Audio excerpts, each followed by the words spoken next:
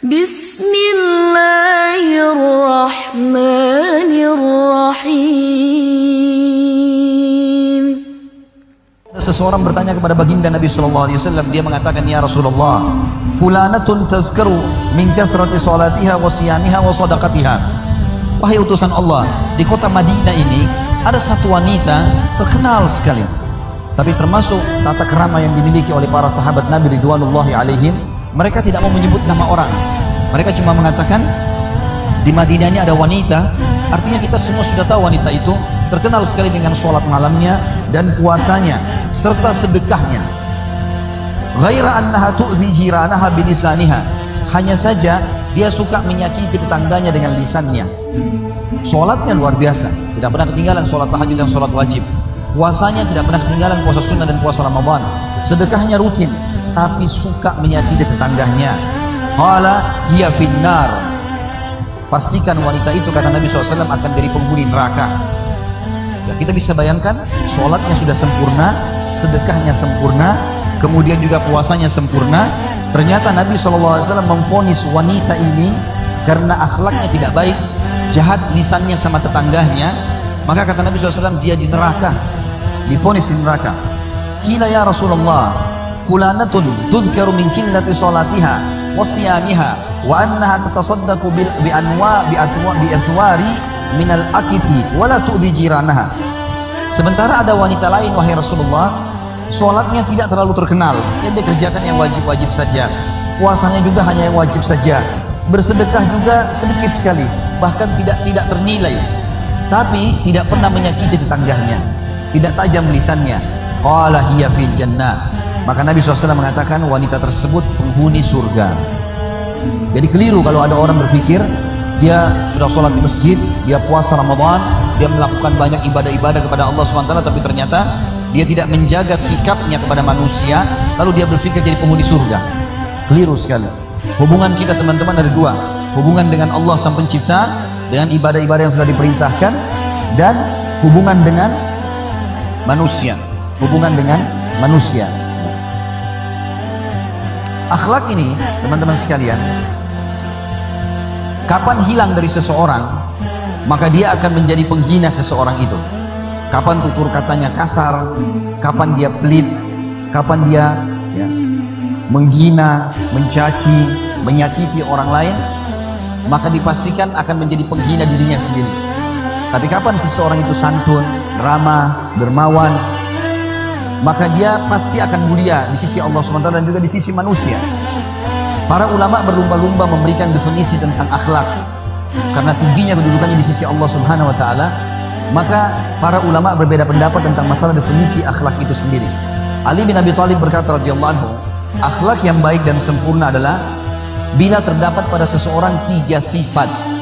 Yang pertama, selalu menjauhi yang diharamkan, apapun yang haram, yang syubhat, bahkan makruh ditinggalkan. Maka kita sudah bisa lihat orang itu memiliki satu ciri akhlak yang mulia.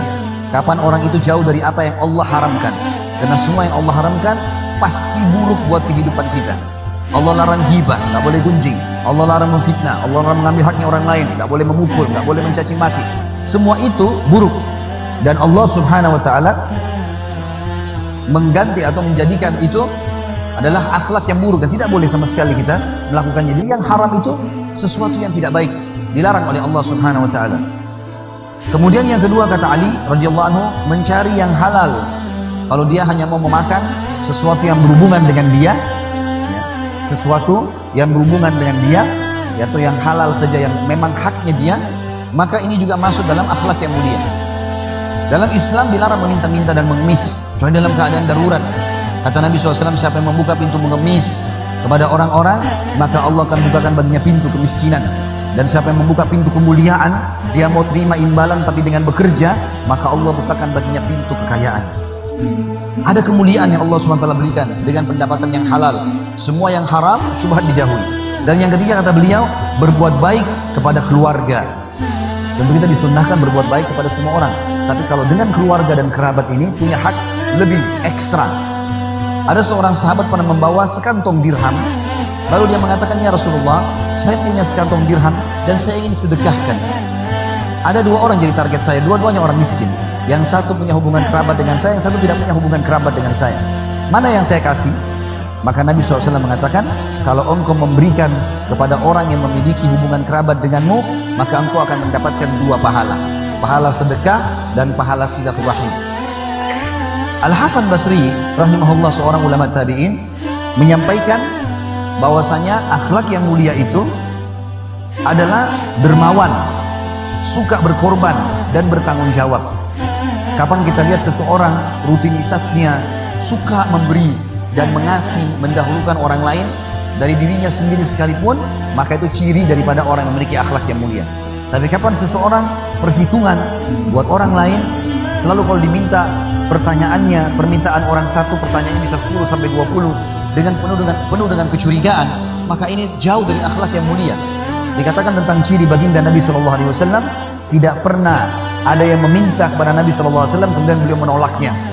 Sampai pernah sekali beliau lagi duduk dan cukup banyak orang yang datang meminta, lalu baginda Nabi SAW memberikan sampai habis semua apa yang Nabi SAW miliki. Lalu Nabi SAW melihat masih ada orang miskin datang minta lagi. Lalu Nabi SAW sedih, wajah beliau berubah.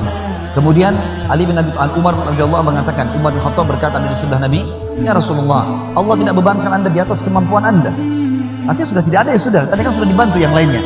Maka Nabi SAW diam saja. Lalu Ali bin Abi Thalib, anak mantu Nabi SAW dan sepupu beliau, kemudian mengatakan, ya Rasulullah, di kantong saya masih ada sekian dirham, ini saya kasih, silakan sedekahkan dimanapun anda inginkan.